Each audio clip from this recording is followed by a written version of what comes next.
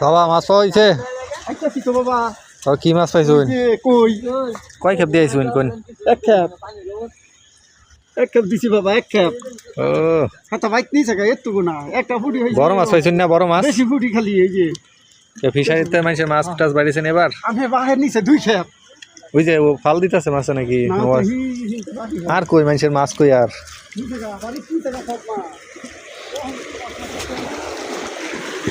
এই ব্যাগের মধ্যে কি মাছ এই ব্যাগে তো ভালো মাছ গুতুম মাছ আর হুডি মাছ